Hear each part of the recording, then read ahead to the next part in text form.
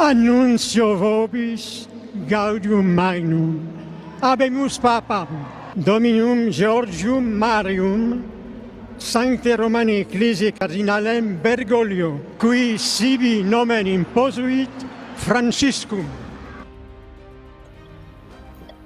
Olá, seja bem-vindo a mais uma edição do RPI Views. Continuamos nessa cobertura especial sobre o Papa Francisco e hoje, depois dos boletins, não estou sozinho. Comigo na apresentação, Francisco Eduardo e João Lucas. Que honra dividir essa tela novamente com vocês. Olá, Luan, muito boa noite, boa tarde, bom dia, depende da hora que o nosso assinante está assistindo, para você, para ele ou ela também. É sempre um prazer estar aqui conversando na RPI, hoje falando, infelizmente, sobre a morte do Papa Francisco, mas aqui a gente vai conversar um pouquinho também sobre o legado que ele deixou, tanto para a comunidade católica quanto para todo mundo. Francisco. Boa noite, Luan. Boa noite, João. É uma satisfação imensa estar aqui de volta nas telinhas da RPI. Claro, cobrindo esse fato triste que é a morte do Papa Francisco, mas estamos aqui para relembrar o que foi que ele deixou aqui para nós durante esses 12 anos de pontificado. Não só os 12 anos, mas toda a sua história. Sim. Nós preparamos uma biografia de Jorge Mário Bergoglio, o Papa Francisco. Vamos acompanhar. Jorge Mário Bergoglio nasceu em 17 de dezembro de 1936. Filho do Sr. Bergoglio e da Sra. Regina, ele era o primogênito entre os 5 irmãos. Seu pai era ferroviário e sua mãe era dona de casa. Em 25 de dezembro de 1936, foi batizado na Basílica de Maria Auxiliadora, em Buenos Aires. A avó do pequeno Bergoglio teve um papel muito importante em sua infância. Dona Rosa ensinou o neto a rezar e o incentivou a fazer a primeira comunhão. Com a mãe, aprendeu a arte da culinária. Além disso, era apaixonado por tango e saía com os amigos. No entanto, nunca deixou de participar das missas de domingo. A vocação religiosa despertou ainda na juventude. Ele compartilhou com a família o desejo de se tornar padre e, aos 22 anos, ingressou no noviço da Companhia de Jesus, ordem conhecida como jesuítas. Em dezembro de 1969, foi ordenado sacerdote. Em 1970, graduou-se em teologia no Seminário de São Miguel. Em 20 de maio de 1992, foi nomeado bispo titular de Alca e auxiliar de Buenos Aires pelo Papa João Paulo II. Sua ordenação episcopal ocorreu em 27 de junho do mesmo ano. E com o lema escolheu a frase: "Olhou com misericórdia e o escolheu". Em fevereiro de 2001, foi nomeado cardeal no consistório, reunião que os cardeais se encontram com o Papa. Bergoglio recebeu o título de cardeal presbitério de São Roberto Bellarmino pelo Papa João Paulo II. Em 2005, após a morte do Papa João Paulo II, foi realizado um conclave com os cardeais para a escolha do novo líder da Igreja Católica. Entre os favoritos estavam o cardeal Joseph Ratzinger e o cardeal Bergoglio. No dia 19 de abril de 2005, Ratzinger foi escolhido com mais de 77 votos e tornou-se o Papa Bento XVI, permanecendo no cargo até sua renúncia em 28 de fevereiro de 2013. Após 600 anos, um Papa renunciava ao pontificado. No conclave seguinte, após a renúncia de Bento XVI, Jorge Mário Bergoglio foi eleito Papa. No dia 13 de março de 2013, o mundo conheceu o novo líder da Igreja Católica. O então cardeal Bergoglio escolheu o nome de Francisco, em homenagem a São Francisco de Assis, símbolo de humildade, simplicidade e compromisso com os pobres. Ele foi o primeiro papa não europeu em 1271 anos, o primeiro papa latino-americano e o primeiro jesuíta a assumir o pontificado. Bom, um legado que foi, como eu posso dizer, incrível, né? Um pontificado de um papa humilde, né? E foi uma surpresa a morte dele, mesmo vendo ele bem debilitado, né? Quem quer começar primeiro falando sobre o legado de Francisco? Vou deixar Francisco falar primeiro. Fale de seu xará, Bem, Francisco. muito bem, vou falar aqui um pouco do meu xará, o Papa Francisco, né, que traz, primeiramente, escolheu esse nome Francisco em homenagem a São Francisco de Assis, símbolo da humildade, símbolo da união, da fraternidade. Esse foi o lema que o Papa Francisco trouxe durante esses 12 anos de pontificado. O Papa Francisco, ele defendeu as minorias, ele lutou contra as desigualdades sociais, lutou contra as guerras, e esses foram dos legados, de muitos legados pela qual o grande Papa Francisco deixou para nós, né? Inclusive, eu vou até lembrar uma passagem dele aqui no Brasil, né? O Papa Francisco, em seu gesto de humildade, resolveu escolher um carro simples para passear entre o povo, né? Então, o Papa Francisco, ele foi uma autoridade católica mais próxima do povo, e né, esse foi um dos traços marcantes de seu pontificado, pelo qual nós vamos falar um pouco aqui ao longo, né, deste programa. João? Bem, Luan, eu estou muito feliz de ter sido convidado a participar desse RPI Views, em particular porque eu não sou uma pessoa muito religiosa, mas sempre admirei a figura do Papa Francisco. Enquanto líder da religião católica, desde quando assumiu o pontificado, ele trouxe uma mensagem muito importante para o mundo que a gente vive hoje. Uma mensagem de paz, de amor, de fraternidade. Ele foi um incansável defensor da paz, do fim das guerras. E aqui a gente tem, há 2 anos, a gente tem feito uma cobertura sobre todos esses conflitos que têm acontecido na Ucrânia, os conflitos que acontecem na Palestina. E ele sempre se posicionou contrário a isso, se posicionou a favor dos que eram menos favorecidos, dos pobres, dos marginalizados. Eu lembro aqui que anualmente ele ia fazer a lavagem dos pés, né, que é algo marcante dentro da religião cristã, na Páscoa, dentro dos presídios de Roma, o que dizia muito, né? E antes dele morrer, inclusive, doou uma quantidade de dinheiro significativo para um desses presídios. Então, assim, acho que mais do que um líder religioso, Francisco foi um exemplo de ser humano a ser seguido e a se inspirar. Sim. Um papo humilde, né? Que podemos considerar principalmente no conclave. Quando o Habemus Papa, tivemos um Papa, foi anunciado pelo cardeal, já começamos a ver que ele foi humilde pelo simples fato das vestes papal, né?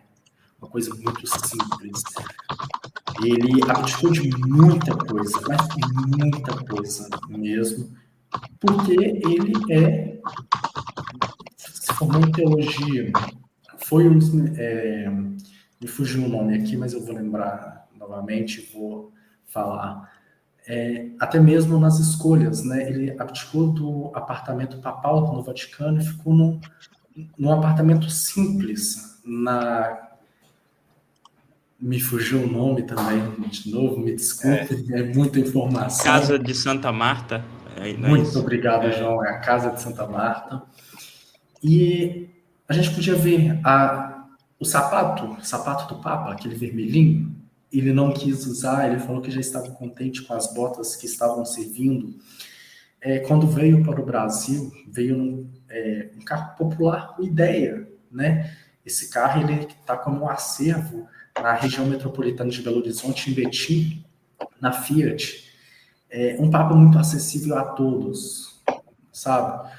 No último dia de papado, na Páscoa, ele pediu para ver o povo em sua despedida. No seu funeral, mais uma vez, ele mostrou que foi acessível ao povo durante toda a sua vida e durante todo o seu papado. Mudou muitas coisas da igreja, né? A falar que o Papa era apenas humilde servo de Deus e não uma autoridade maior. Vamos dizer também o túmulo onde ele está enterrado, na Basílica de Santa Maria Maggiore, que fica a 4 quilômetros do Vaticano. Um túmulo simples. Então, eu acompanhei 3 papados. João Paulo II, Bento XVI, Papa Francisco, e agora a gente vai entrar na 4ª era dos papas, hein? Que situação. Mas Francisco foi um papa acessível a todos. Um papa da modernidade, que se adequou às modernidades, mas um papa acessível ao povo. Para o povo e sempre para o povo. Então, é um papa que fiquei muito triste pela morte dele. Isso acho que a maioria das pessoas. Mas é uma situação, né, que infelizmente a gente entende que nada é eterno. Nós separamos também, daqui a pouquinho a gente vai comentar alguns pontos, mas nós separamos os momentos marcantes do seu papado. Vamos acompanhar. Em 23 de março de 2013, Francisco se encontrou pela primeira vez com o Papa Emérito Bento XVI. O encontro ocorreu na cidade de Castel Gandolfo. A primeira vez na história que um Papa atual encontra com o seu antecessor. Em 29 de julho, durante uma entrevista coletiva, o Papa Francisco falou sobre a comunidade LGBT dentro da igreja. Abre aspas. Se alguém é gay e busca o Senhor e tem boa vontade, quem sou eu para julgar? Fecha aspas. Em 11 de dezembro, Francisco é nomeado a pessoa do ano pela revista Time. Em 12 de fevereiro de 2016, um encontro histórico entre o Papa Francisco e o patriarca russo ortodoxo Kirill. O primeiro encontro entre líderes das duas igrejas depois de 1000 anos. Em 3 de fevereiro de 2019, o Papa Francisco se tornou o primeiro pontífice a visitar os Emirados Árabes Unidos, realizou a primeira missa na Península Arábica e discursou para milhares de pessoas em Abu Dhabi. Em 27 de março de 2020, uma imagem que entrou para a história. Durante a pandemia, o Papa Francisco deu a benção Urbi et Orbi à cidade de Roma e ao mundo, sozinho na Praça São Pedro. Em 24 de setembro, o Papa destituiu o cardeal Angelo Becciu. O cardeal foi acusado de desviar fundos em uma operação imobiliária opaca no Vaticano. Em 5 de março de 2021, o Iraque recebe pela primeira vez a visita de um Papa. A viagem papal de Francisco é marcada como o encontro com autoridades políticas e religiosas do país e o encontro com o Ayatollah xiita Ali al-Sistani. Em 5 de janeiro de 2023, pela primeira vez na história, um Papa presidiu o funeral de outro Papa. Francisco presidiu o funeral de Bento XVI. Bom, e nós separamos aqui alguns momentos marcantes, 3 momentos marcantes que vamos comentar aqui. A primeira foi do dia 23 de março de 2013. O Papa Francisco se encontrou pela primeira vez com o Papa Emérito Bento XVI. O encontro ocorreu na cidade de Castel Gandolfo. Foi a primeira vez que um Papa atual encontrou com seu antecessor. Vamos começar agora pelo João Lucas. Um momento bem marcante, né, João? Sim, é uma imagem histórica, né? Certamente falaremos isso no futuro para netos, filhos. Nós vivemos isso, 2 papas ao mesmo tempo. O que eu trago aqui é a diferença, né, entre o Papa Emérito Bento XVI e o Papa Francisco, né? que vêm de linhas teológicas completamente diferentes. Enquanto o Bento XVI ficou conhecido por ser uma representação ortodoxa, conservadora da igreja, o Papa Francisco é um franciscano, né? Andava pelas ruas da Argentina enquanto era bispo, pegava metrô, estava lá dentro das comunidades da região metropolitana de Buenos Aires. E então essa diferença ficou muito marcante. E trago também aqui para o nosso assinante uma reflexão enquanto esse momento histórico, 2 papas, né? O Bento XVI veio, quando ele renunciou, ele teve essa promessa de que ficaria em um mosteiro, né? Foi isso que ficou subentendido, né? Que ele ficaria no mosteiro, que ele não interferiria no papado do Papa Francisco. A realidade é que, em alguns momentos, houve indícios de possíveis problemas entre os dois, né? Os pontos de vista sobre temas controversos entre eles, como, por exemplo, a questão do que a gente vai falar daqui a pouco, das pessoas LGBTs dentro da igreja, algumas outras questões que estão nesse contexto aí, trouxeram polêmicas dentro desse campo. E vale lembrar que, por mais que o Papa Francisco foi um Papa muito popular, né, teve grande apoio, ele também foi muito controverso para alguns grupos religiosos católicos que acreditavam, inclusive, que ele estava cometendo heresia. Então, a figura do Bento XVI, nesses momentos, sempre ficou ali, de certo modo, trazendo esse contrapeso para o Francisco. Francisco? Justamente, é uma análise bem interessante. Vivemos em uma era histórica, a era dos dois papas. E Bento XVI claramente contrastava muito com o Papa Francisco. Alguns padres religiosos comentaram comigo de que a escolha do nome Bento XVI é um nome voltado mais ao tradicionalismo, é um nome mais voltado também à Europa, né? Então, o Bento XVI ele foi um papa que se concentrou mais na Europa, né?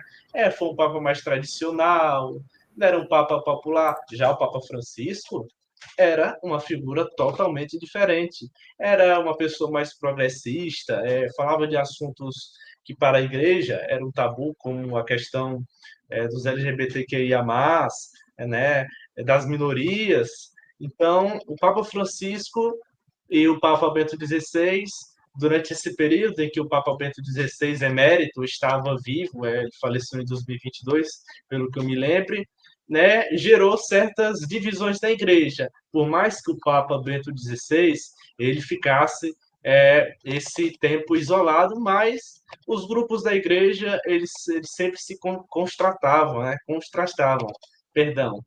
E sempre existiam esses problemas. É como acontece na política, né? Essas movimentações, esses contrastes, acontece muito na religião, e a presença de 2 papas totalmente diferentes moldava um pouco os debates na religião católica, trazia divisões na igreja. Então, o Papa Francisco, ele queria trazer a união, mas muitos grupos da igreja traziam essas divisões, né? Então, não foi à toa que o Papa Bento XVI escolheu ficar recluso até os seus últimos dias de vida, para evitar mais ainda essa divisão da Igreja Católica, que ao longo dos anos vem sofrendo esses desgastes. O Papa Bento XVI, inclusive, renunciou, segundo alguns estudiosos, por conta de algumas polêmicas dentro da Igreja Católica. Então, é sempre bom a gente trazer esses pontos à análise. E durante o discurso dele em latim, na sua renúncia, o Papa Emérito disse o seguinte, tá carregando aqui. Depois de ter examinado repetidamente a minha consciência perante a Deus, cheguei à conclusão de que minhas forças, devido a uma idade avançada, não são capazes de um adequado exercício do ministério de Pedro. Verdade, a gente sabe que não ocorreu, foi bem isso. Ocorrem muitas coisas ocultas no Vaticano, né? São muitos segredos ocultos. E, de uma forma geral, o Bento XVI ele quis evitar que isso se alastrasse e manchasse a Igreja Católica. Uma imagem impressionante, né? Bom, pelo menos foi a imagem do século XXI, por enquanto aqui na RPI. Que nós vamos falar sobre outra imagem que vai ganhar o top 1. Mas você imagina, a ordem das coisas são o seguinte: Papa, morreu, conclave, novo Papa. Por aí vai se repetindo. E aí chega no século XXI, em 2013, o Papa renuncia depois de mais de 600 anos. E depois ocorre um encontro de dois papas, um em exercício e o outro, o Papa Emérito, que abdicou do trono de Pedro. É uma imagem que ficou marcada, né? Um líder da Igreja Católica forte, o outro já não tão forte. Mas continuando, durante uma entrevista coletiva, o Papa Francisco falou sobre a comunidade LGBT dentro da igreja. Abre aspas. Se alguém é gay e busca o Senhor e tem boa vontade, quem sou eu para julgar? Fecha aspas. Aí, meus amigos, que a gente vai entrar num ponto e que eu tenho que deixar bem claro. A minha opinião não reflete necessariamente o posicionamento da RPI e nem a opinião dos nossos colaboradores aqui, o Francisco e o João. Mas você imagina um Papa da Igreja Católica, onde tivemos vários papas conservadores, uma missa tradicional, falar sobre a comunidade LGBT? Imagina como os conservadores ficaram. Imagina a reação. Imagina como isso abalou os muros do Vaticano. Foi uma situação que eu nem sei como descrever porque eu não estava lá, mas isso com certeza abalou muito. Porque eu torno a repetir, é um Papa do povo, sem olhar quem é, se é hétero, se é gay, se é bi, se é lésbica. Ou seja, todos são iguais perante a Deus. E Francisco levou muito esse dilema a sério. Tanto que ele era um Papa muito amado. E aí eu volto a pedir desculpas, mas tem certas religiões, aquelas que onde o dízimo é obrigatório e fala que você vai para o céu só se você contribuir, ou aquele líder lá, charlatão, que fala que a blusa cheia de sangue dele é uma blusa ungida. Será mesmo que esses são os verdadeiros líderes? Claro, sem discriminação a religião nenhuma. Mas a gente pode ver que o Papa Francisco ele modernizou a igreja e mostrou o que ele podia fazer. Ou seja, uma igreja que acolhesse a todos sem distinção nenhuma. Esse é o meu ponto de partida. Quem quer continuar com a análise agora? Eu vou falar e gostaria de complementar o que você está dizendo, Luan. Porque o Papa Francisco, quando diz isso, né, quando ele, nessa entrevista que deu a repórter Ilse Scamparini, da Globo, lá no avião, né, quem lembra, depois de vir ao Rio de Janeiro, e ele diz, se alguém é gay e busca o Senhor e tem boa vontade, quem sou eu para julgar? Da boca do Papa Francisco não saem as palavras dele, saem as palavras do Evangelho, e que às vezes parece ter sido esquecido. O Novo Testamento. Veja, vou citar aqui alguns trechos. Quando Jesus acolhe os pecadores e marginalizados, ele diz, está lá no livro de Marcos, não são os que têm saúde que precisam de médico, mas sim os doentes.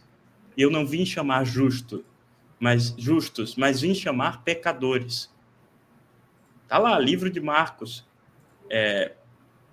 Outro trecho também, quando Jesus cura o servo do centurião romano, E ele elogia a fé do soldado, né? A gente acabou de passar pela Semana Santa, vai lembrar disso, porque sempre tem nas representações da Paixão de Cristo, ele diz: vinde a mim todos os que estáis cansados e sobrecarregados, e vos aliviarei. É um convite universal a todos, não tem exclusão, não tem exceção. E por fim, quando Jesus conta a história do bom samaritano, no livro de Galatas, ele diz: nem judeu nem grego, escravo nem livre, homem nem mulher, porque todos sois um em Cristo Jesus. Não sou eu, não são minhas palavras, são as palavras do Evangelho, o Evangelho que guia o cristianismo, o que o diferencia do judaísmo, o que o diferencia de outras religiões cristãs. Aliás, de outras religiões de base no Antigo Testamento. É o novo Evangelho, o Evangelho de Cristo, que prega o amor, que prega a união, que prega a aceitação de todos sem exclusão. Por onde Jesus andou? Andou perante os marginalizados, frequentava os lugares dos excluídos na sociedade. Então, o que Francisco fez naquele momento foi pregar o Evangelho. Agora, como você pontuou, Luan, existem vertentes religiosas que não seguem o Evangelho, que criam o seu próprio Evangelho, que desconsideram aquilo que torna a religião cristã, que é o Novo Testamento, e querem utilizar do Velho Testamento, que o nome já diz, é o Velho Testamento, para justificar atos de discriminação, de exclusão social, o contrário do que Francisco fez durante todo o seu papado e durante toda a sua vida. Francisco? Concordo com as palavras do meu amigo João Lucas, do Lanícola também. Eu, inclusive, não tenho mais nada a dizer, porque o que o João Lucas falou era exatamente o que eu ia falar, né? O Papa Francisco, ele veio para representar o que realmente estava escrito nos evangelhos. O Papa Francisco, quando ele falou, né, citou essa frase: quem sou eu para julgar, né? Em pleno voo de volta para Roma, depois da Jornada Mundial da Juventude no Brasil, que foi a sua primeira viagem internacional. Então, nós temos aqui o privilégio de o Brasil ter sido, né, o primeiro ponto internacional do Papa Francisco, e que essa frase, né, do Papa Francisco marcou muito o seu pontificado, porque foi o comecinho, né? As pessoas estavam conhecendo o Papa Francisco, e essa frase e essa pergunta feita pela repórter Luiz Scamparini, ela repercutiu no mundo todo e trouxe essa visão diferente do Papa Francisco. As pessoas, né, realmente conheceram de fato quem era Francisco. Um Papa recém-empossado, que trazia incertezas para a Igreja, porque antes tinha tido uma renúncia. Em 600 anos, um Papa renunciou, então a Igreja estava enfrentando uma crise, né? E as pessoas estavam querendo saber quem era Francisco, e Francisco começou nessa época, as pessoas consideraram como uma polêmica, mas eu particularmente não vejo aquilo como uma polêmica, até porque o que o Papa Francisco colocou lá em ação foi o que estava escrito, é o que a Igreja Católica, pela qual ele administrava, prega, que é essa união, né? Sem julgamento, sem discriminação, e o Papa Francisco veio para trazer essa união. Amar uns aos outros como a ti mesmo. Isso é o que se fala em toda a missa e que deveria ser seguido. Daqui a pouquinho, muitos aí vão chamar a gente, por essa análise, como comunista, pessoas do diabo, assim como Javier Milei, presidente da Argentina, chamou o Papa e depois pediu perdão. Enfim, muita coisa, né? Lembram quando eu tinha falado que uma das imagens do século XXI era o encontro de dois papas? Essa imagem ela vai ser a segunda imagem do século, porque a primeira imagem do século XXI, eu, Francisco e João Lucas sabem muito bem porque a gente noticiou na época. 27 de março de 2020, imagens que entram para a história durante a pandemia. O Papa Francisco deu a benção Urbi et Orbi, a cidade de Roma e ao mundo, sozinho na Praça São Pedro. Uma imagem que eu vou falar com vocês, assinantes da RPI, aos senhores aqui, nossos comentaristas e participantes. Para mim foi a imagem do século, sem dúvidas, porque foi uma situação... Primeiro, a gente nunca imaginou passar por uma pandemia como aquela. E eu volto a reafirmar. Segundo, o único líder religioso que rezou pelo mundo, sem distinção às outras religiões, mas o único que fez com que o mundo soubesse: vocês não estão sozinhos. Quando eu fechei a pauta para a RPI, até então no boletim de notícias, foi uma imagem que impactou muito. Um papa, um senhor de idade, caminhando-se na Praça de São Pedro para dar a benção Urbi et Orbi ao mundo e mostrar que não estava sozinho. João Lucas, daqui a pouquinho eu peço Francisco, porque você também fez essa matéria para a RCO. O seu campo de visão naquela época e o seu campo de visão ainda hoje. Olha, nós estávamos lá vivendo aquilo, né? Uma pandemia, algo inédito no século XXI. Acho que ninguém esperava que isso pudesse acontecer. Achávamos que isso tinha sido superado na história da humanidade, né? Que a gente teve casos de epidemias pelo mundo, como o Ebola, né? Que aconteceu lá na África, a gripe suína, enfim. Mas ninguém esperava que fosse acontecer algo daquela proporção. E acho que até hoje nós não conseguimos nos recuperar completamente disso. Cabe até, talvez, Luan, fazermos daqui a pouco uma RPI Views para relembrar o que foi a pandemia e as marcas que ela nos deixa até hoje. A sociedade mudou completamente, radicalmente. As pessoas, até hoje, têm em sua vida pessoal, em sua saúde, impactos desse momento, sem falar no tanto de morte que aconteceu nesse trágico momento da humanidade. E acho que ver aquela cena do Papa Francisco caminhando na Praça de São Pedro só, indo em direção àquele altar, e dar à humanidade esse perdão, o Urbi et Orbi, aquilo ali, naquele momento, antes de ser figura histórica, de ser emblemático, foi reconfortante. Foi reconfortante. Foi como um abraço na humanidade, em todos aqueles. Foi um suspiro de esperança para todos nós, de que um amanhã viria e que esse amanhã seria melhor, né? Então, acho que o Papa Francisco, naquele momento, representou. E você citou muito bem, Luan, acho que essa é a imagem mais marcante da pandemia. Para mim né? Ver o Papa Francisco caminhando só na Praça de São Pedro, no fim da tarde, início da noite, uma imagem assim, que primeiro é uma imagem muito linda, né? Muito bonita, uma imagem reconfortante, emocionante até, e nenhum roteirista teria escrito uma cena tão bonita quanto foi aquela. Então, eu acho que ele será lembrado, né? Por isso, não só por isso, por tudo que a gente já falou aqui, mas essa imagem, acho que é a que marca o pontificado dele. É que vai estar nos livros de história daqui a 10, 20 anos, quando falarem do Papa Francisco. É ele caminhando sozinho naquela praça que, historicamente, esteve tão cheia, né? Sim. Francisco, o que dizer do seu conterrâneo, seu xará? Justamente, meu xará, né? Conterrâneo também porque foi o primeiro Papa latino-americano. Então, foi uma cena digna de cinema. A cena que aconteceu em 2020, em plena pandemia, pelo qual o nosso mundo estava vivendo o vazio completo. As pessoas estavam em suas casas, os comércios, as praças, as igrejas estavam vazias.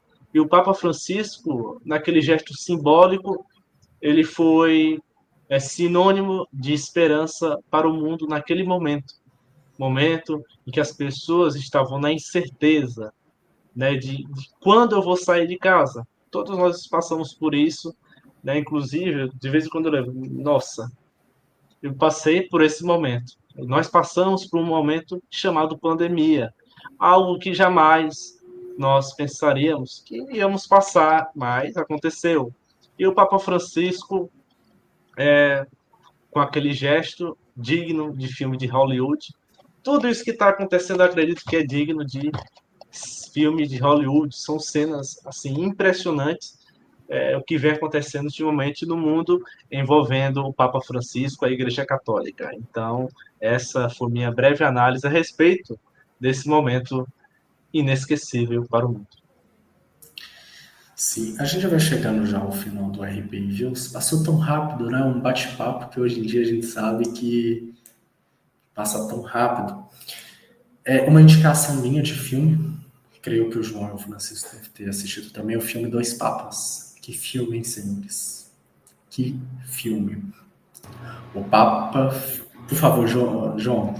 Do diretor brasileiro Fernando Meirelles, inclusive, né? Vale ressaltar isso. Filme dirigido por um brasileiro. Lindo esse filme. Vou deixar você falar, depois eu falo também. Bom, é um filme que fala sobre a trajetória de Joseph Ratzinger, o Papa Emérito Bento XVI, e de Jorge Mário Bergoglio, o Papa Francisco. O filme mostra a renúncia de Bento XVI, a realização do conclave e a escolha de Francisco. Vale a pena muito assistir, mas eu sei que João Lucas é do cinema e ele vai conseguir comentar melhor do que eu. O destaque primeiro para o assinante que for assistir, que vá com a consciência de que esse não é um filme biográfico, não é um filme documental. É um filme de ficção. Mas tem diálogos tão interessantes e que eles exemplificam aquilo que a gente conversou no início do RP Views, que é justamente a diferença teológica do Papa Francisco para o Papa Bento XVI. Além disso, tem diálogos sobre a vida, né, como um todo, e acho que é um filme muito reflexivo e muito bonito.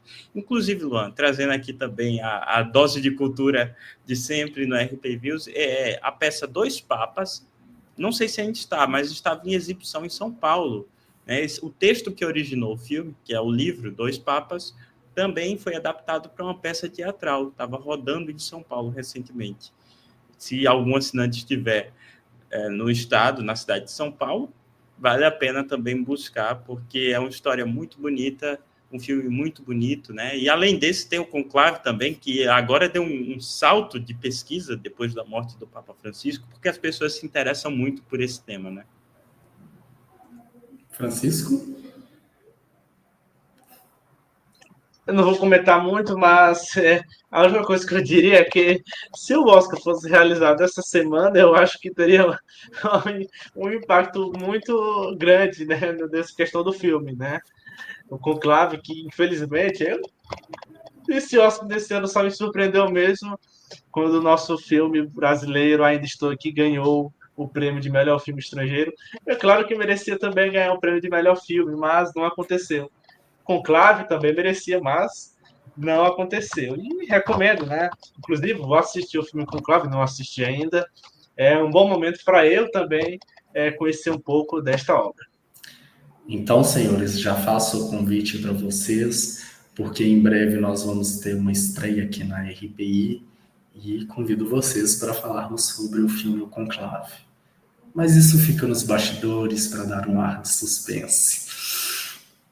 Bom, vamos falar também sobre a Jornada Mundial da Juventude em 2013. O Papa Francisco esteve pela primeira vez como Papa no Brasil, foi o terceiro pontífice a vir. O primeiro foi João Paulo II, o segundo Papa a vir foi Bento XVI e o terceiro Francisco.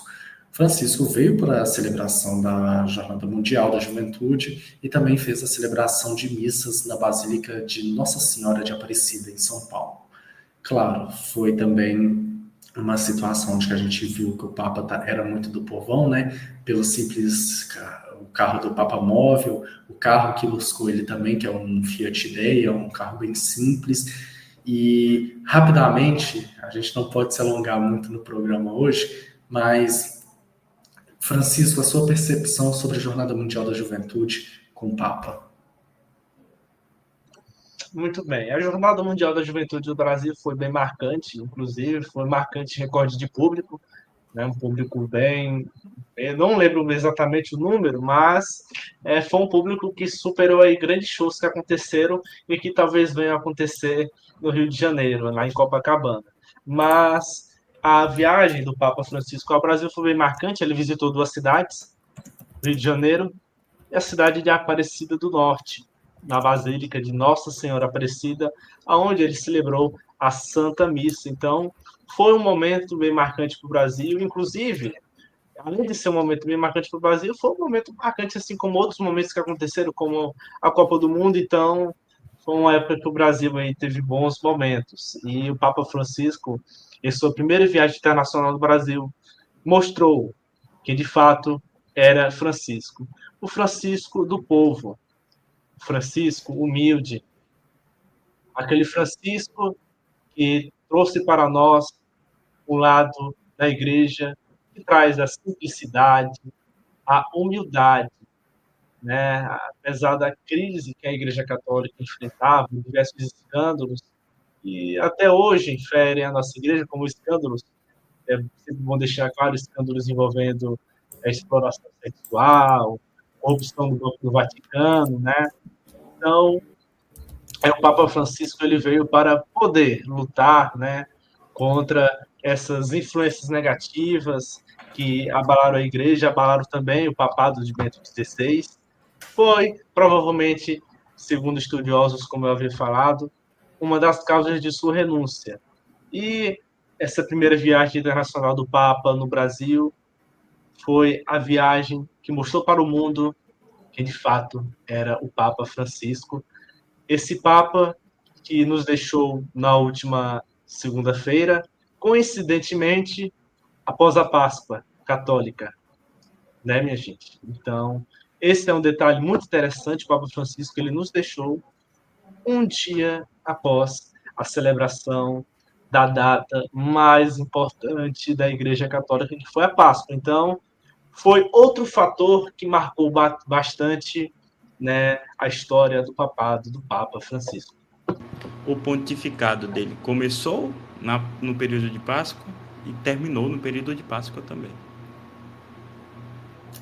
Mais de 3.700.000 pessoas estiveram na Jornada Mundial da Juventude no Rio de Janeiro em 2013. João? Inclusive vou até comentar, nas Filipinas, eu acredito que foi em 2015 que teve uma Jornada Mundial da Juventude que deu um público recorde. Eu acredito que, segundo, se alguém pesquisar aí, foi o maior público da história, né, de uma Jornada Mundial da Juventude nas Filipinas. Inclusive, tem um cardeal lá das Filipinas que as pessoas pontuam ele como o próximo Papa. Não lembro o nome dele, é Antônio de alguma coisa, né? Só sei que tem Antônio. Então, são duas referências interessantes que eu resolvi trazer aqui para este programa. Rapidamente, antes do João Lucas trazer a sua análise, a Jornada Mundial da Juventude de 1995, que foi realizada em Manilha, nas Filipinas, reuniu mais de 4 milhões de jovens e foi presidida pelo Papa João Paulo II.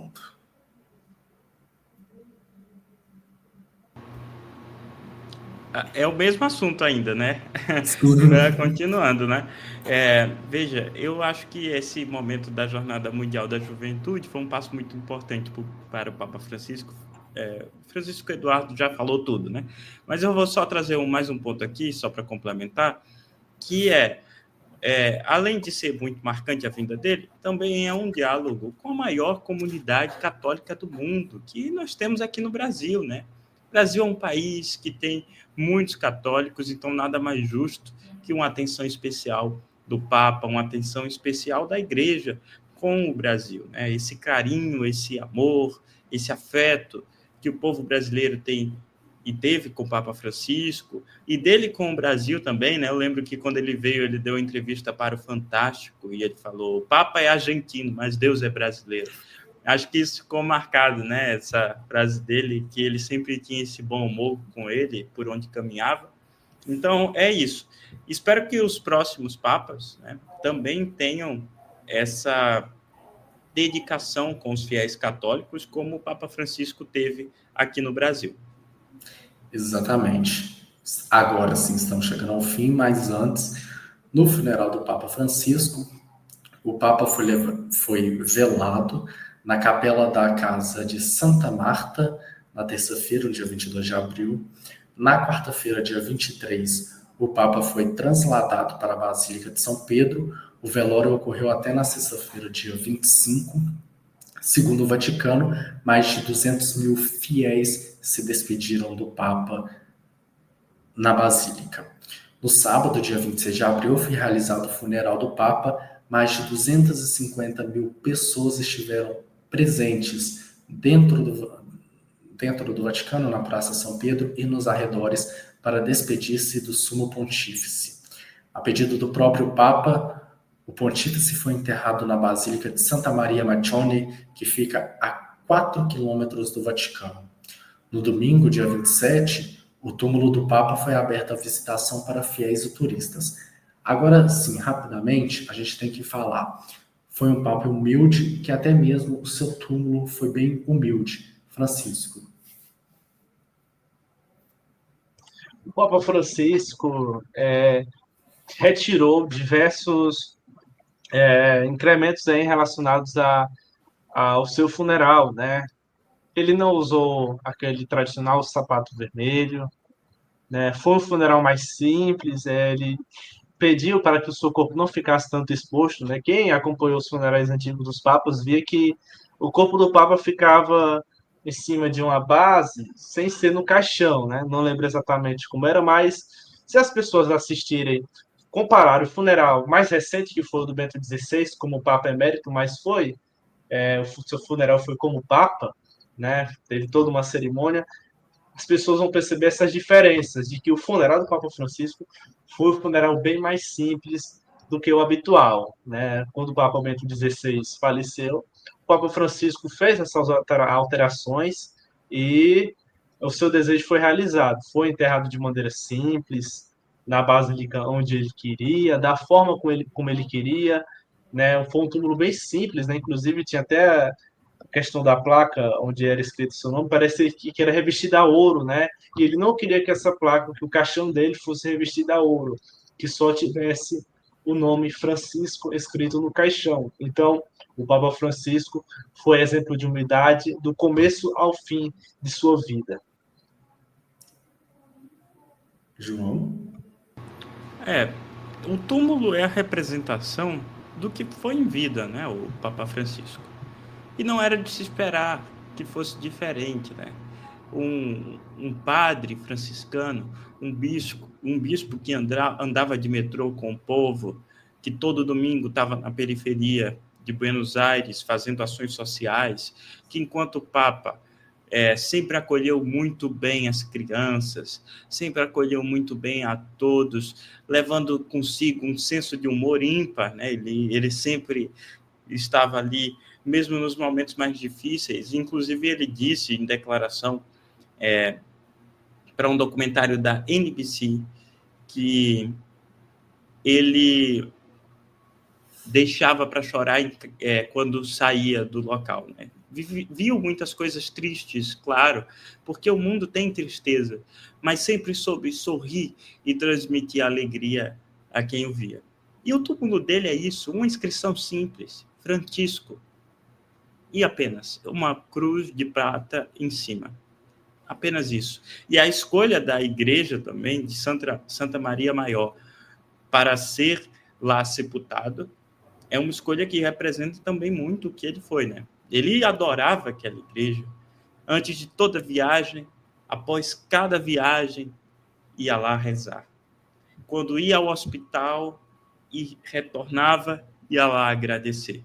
Então, tinha uma grande devoção por Maria e, como tal, escolheu, depois de muitos anos, né? Não me recordo agora quantos anos um Papa não havia sido sepultado dentro do 100 Vaticano. anos, 100 anos. 100 anos, né, Francisco? Olha só, em 100 anos, ele, depois da último Papa que foi sepultado fora das tumbas do Vaticano, né, embaixo da igreja de São Pedro, ele agora fez essa escolha. uma igreja que fica no centro de Roma, próximo do povo. Certamente vai virar um novo local de peregrinação para os católicos, e não só os católicos, né? Mas também todos aqueles que têm essa admiração pela figura do Papa Francisco. Exatamente. Nem vou acrescentar nada, porque as palavras de Francisco e do João são as minhas palavras também. Agora sim, a gente faz o encerramento. Na despedida de vocês, eu quero saber, o próximo Papa vai ser brasileiro? Francisco, muito obrigado pela sua participação. Obrigado, Luan. Obrigado, João Lucas. É um prazer imenso sempre participar dos debates, das conversas aqui na RPI. E eu torço muito para que o Papa seja brasileiro. A gente merece, né?